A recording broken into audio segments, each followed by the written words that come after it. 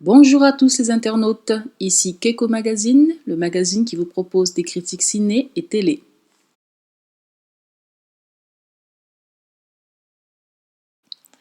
Keeping Up with the Kardashians, l'incroyable famille Kardashian, saison 10, épisode 4. Alors cet épisode a été assez intéressant, moyen je dirais. On a eu beaucoup de robes, donc on est vraiment entré dans le détail du problème de robe, qui est qu'il refuse d'être vu. Ça c'est un des problèmes parce qu'il a grossi, il a pris près de 50 kilos. Ok. Mais moi, je pense qu'il y a quand même des petites preuves comme ça qui en disent beaucoup plus sur le vrai problème de Rob. Et je pense, alors ça c'est que moi qui pense ça, mais je pense que Rob a un problème de drogue et que la famille refuse d'en parler, quoi. De le dire clairement que voilà, il a un problème de drogue. Alors, la première raison pour laquelle je dis ça, c'est bien sûr quand on a Chris qui reçoit l'appel du business manager de Rob, la personne qui gère l'argent de Rob, qui lui dit bah, il m'a demandé encore un montant X d'argent en cash.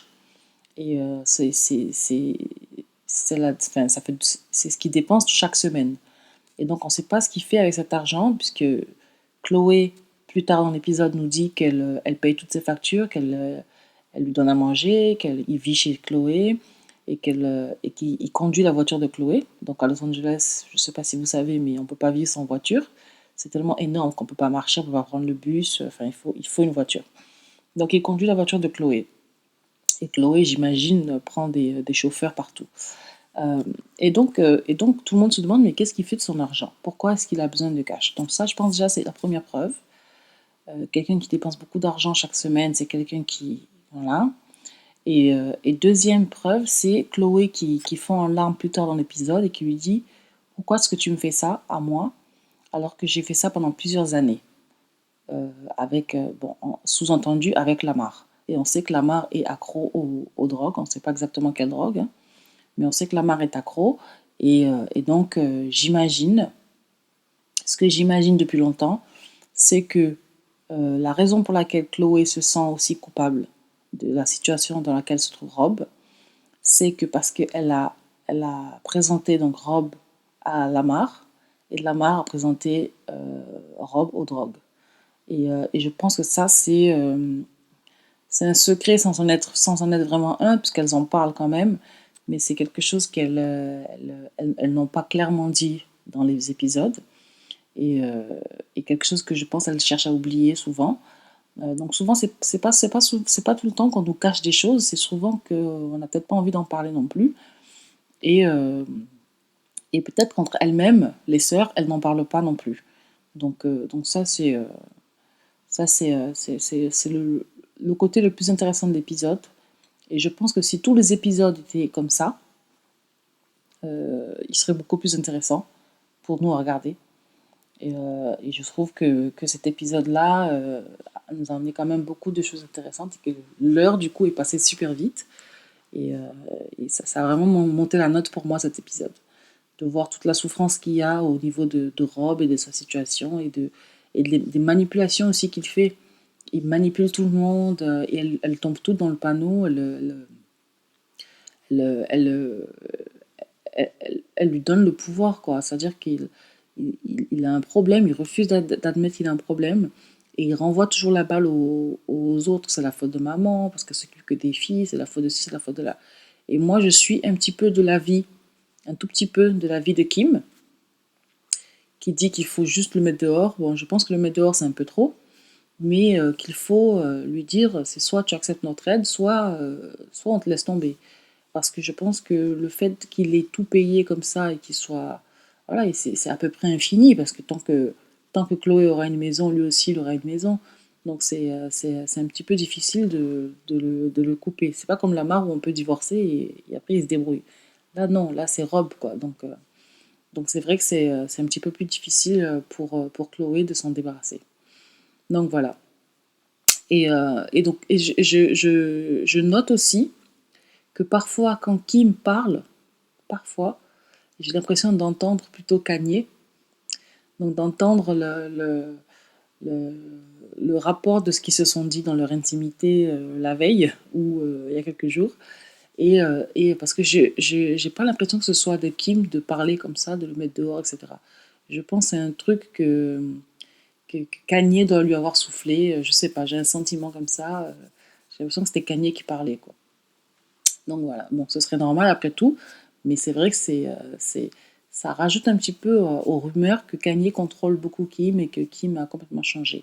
Et ça, je le crois complètement parce que Kim seul a très peu de personnalité. C'est-à-dire que c'est quelqu'un, on peut lui faire dire ce qu'on veut. Et je pense que Kanye a une main assez forte, en même temps assez douce pour qu'elle l'accepte elle, mais une main assez forte sur sa personnalité d'aujourd'hui. Donc voilà. Alors ensuite, l'épisode se partait dans euh, puisqu'on est sur Kim, on va rester sur Kim, les problèmes de fertilité de Kim ou d'infertilité. Alors, dans l'épisode, elle raconte qu'il y a une partie du placenta qui s'est accrochée dans un trou de son utérus, ou une partie du placenta, ou alors si j'ai mal compris, dites-moi dans les commentaires, mais une partie de son utérus qui est restée coincée, euh, une partie du placenta, pardon, qui est restée coincée dans l'utérus, etc. Alors, j'ai pas du tout compris qu'est-ce que c'était, et pourtant j'ai un enfant. Et je pense que, alors ça c'est encore mon avis personnel, je pense que c'est un mensonge, c'est un truc complètement inventé. Parce que d'abord, on ne peut pas vivre avec un bout de placenta dans l'utérus comme ça pendant 2 ans. Enfin, je veux dire, c'est pas possible, quoi. C'est, euh, un placenta, ça a une espérance de vie limitée, hein. C'est un truc qui vit 9 mois et qu'après 9 mois, c'est un bout de chair qui reste dans le. C'est que ça sera, enfin, le corps l'aurait traité comme une tumeur. Et ça aurait pourri dans le ventre de Kim, donc c'est pas possible. Donc ça, c'est déjà un. Et de deux, s'il y avait un truc à son utérus, je pense que les rapports de ses visites chez le chirurgien, chez le gynécologue, etc., auraient été beaucoup plus clairs après l'accouchement, elle le saurait déjà. Et donc toute cette comédie de je vais être enceinte, n'aurait pas eu lieu d'être puisqu'elle saurait déjà qu'elle ne peut plus avoir d'enfant. Donc dans les deux cas, ça ne fonctionne pas. Donc je pense, alors ça c'est ma théorie encore une fois, je pense que tout va bien avec l'utérus de Kim, ok. Je pense qu'elle a peut-être du mal à voir Kanye, et je pense que donc c'est pour ça qu'elle n'est pas encore enceinte. Ou alors elle est peut-être un peu trop âgée, c'est possible. Il y a des femmes comme ça qui vont plutôt vers la ménopause beaucoup plus vite que prévu. Donc c'est possible. Ou, euh, ou alors ça prend juste du temps parce qu'elle est stressée, parce qu'elle voyage tout le temps. C'est possible aussi.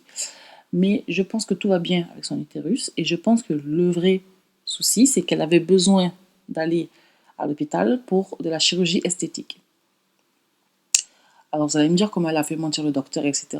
Aux États-Unis, les docteurs, ils sont payés, mais vraiment payés avec un grand P, et on peut leur faire dire n'importe quoi. C'est pour ça qu'on a des gens qui sortent avec des bouches pas possibles, parce que voilà, les docteurs aux États-Unis sont pas du tout comme en France, c'est-à-dire qu'ils ne pensent pas du tout à la santé, au bien-être de leurs patients, ils pensent à leur argent. Alors, je dis pas que ce sont tous des charlatans, loin de là, mais je veux dire, on peut payer un docteur pour lui faire dire n'importe quoi. Donc voilà. Et donc, j'ai remarqué aussi qu'on n'a pas mis le nom du docteur dans l'épisode. Donc je me suis dit, c'est qui ce docteur? Est-ce que c'est vraiment un docteur? Est-ce que c'est un médecin? Est-ce que c'est un acteur? On ne sait pas. Bref, je pense que Kim devait rentrer se faire faire de la chirurgie esthétique et qu'elle l'a fait passer pour un problème de fertilité. Et que c'est pour ça que j'ai pas compris quoi, son problème, parce que l'histoire de on va lui enlever l'utérus, on va le remettre, etc. Et pourquoi elle n'a pas filmé cette partie-là de sa vie? Pourquoi elle n'a pas filmé cet entretien? On ne sait pas. Elle a filmé tout le reste, donc pourquoi pas celui-là? Donc je trouve que c'est un petit peu louche et je trouve que c'est faux. Alors après, je sais pas. C'est une théorie, hein. Après, peut-être que c'est tout à fait vrai, mais je pense pas. Donc voilà. Euh, oui, et puis en plus, juste Hakim, comme par hasard, il arriverait ce problème-là, Hakim. Donc il faut arrêter, quoi. Je suis pas sûre. Je pense pas du tout que c'est le cas. Je pense qu'elle avait besoin de faire un petit sort à l'hôpital pour se faire, je sais pas moi, botox ou je sais pas quoi. Et du coup, elle a besoin d'une excuse pour rentrer à l'hôpital, je pense. Après, troisièmement, dans l'épisode, il y a eu ce côté vraiment nul de l'épisode qui a été les Dash Dolls. Alors, il a été annoncé cette semaine que les Dash Dolls, les vendeuses de leur boutique Dash, vont avoir leur propre télé-réalité qui va s'appeler Dash Dolls, les poupées Dash. Alors, Dolls, ça veut dire Dash, ça veut dire poupée, pardon. Et comme elles travaillent à Dash, ce sont les poupées de Dash, donc les Dash Dolls. Alors, les Dash Dolls, elles s'entendent pas. Il y en a une qui est plus jeune que les autres, donc du coup, les autres la prennent un petit peu de haut. Alors, Chloé organise un week-end de team building, de construction d'équipe, comme on le fait en entreprise, pour rapprocher les filles, et c'est complètement nul. Voilà. Alors, Malika et sa sœur jumelle, Khadija, sont les surveillantes, les chaperones, on dit en anglais, les surveillantes de l'événement. Et les filles, les sœurs, viennent et repartent le soir. Donc voilà, donc il y a Bruce aussi qui vient pour aider. C'est nul, quoi. Voilà, voilà. Elles font des épreuves. Je pense que ça, c'était vraiment un truc. Alors, c'était un truc qui a servi deux buts. Le premier but, c'était de remplir l'épisode, parce qu'il n'y avait pas assez pour faire 1 heure. Et le deuxième but, c'était de mettre en place les Dash Dolls comme des entités à part pour pouvoir avoir leur propre show plus tard. Sûrement cet été, après Keeping Up, après la fin de cette saison-là. Donc voilà. Alors ensuite, voilà, c'est tout ce qui se passe dans l'épisode. On a Chris qui pleure comme d'habitude, qui voit un psy. Voilà quoi, c'est un truc qui me... Voilà. Alors l'épisode en tout, j'ai bien aimé la partie où ça parlait de Rob, parce que je trouve que c'est les moments les plus sincères, et c'est vrai que c'est les pires moments pour les filles, mais c'est les moments les plus sincères, et c'est pour ça qu'on regarde l'émission aussi. C'est-à-dire qu'on a envie, non pas de se moquer d'elles dans ces moments-là, mais de vivre ça avec elles et de les soutenir de loin, de peut-être, je sais pas, les aider, leur envoyer des messages sympas sur Twitter, etc., ou Snapchat, etc., mais au moins de vivre un truc vrai. Parce que si c'est pour nous mettre des trucs pourris, genre les Dash Dolls qui s'entendent pas, ou...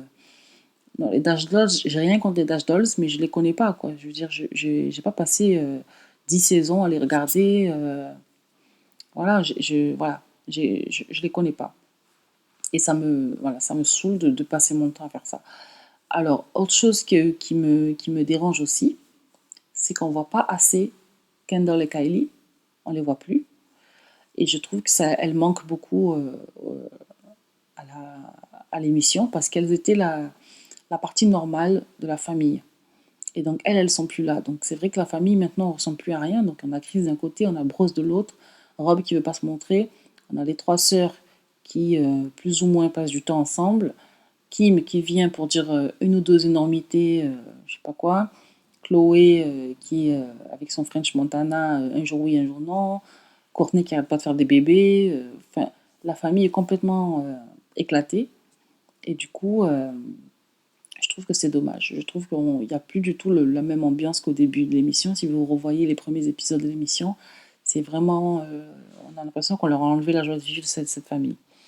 Mais bon, c'est la vie de la télé-réalité, et c'est peut-être le prix à payer pour avoir une vie avec autant de privilèges matériels. Donc voilà. Alors l'épisode, je lui mets un 6 sur 10. C'est un petit peu mieux que la semaine dernière parce qu'il y avait l'histoire de Rob, mais ça reste quand même assez bas pour la saison. Donc voilà, merci bien. Au revoir.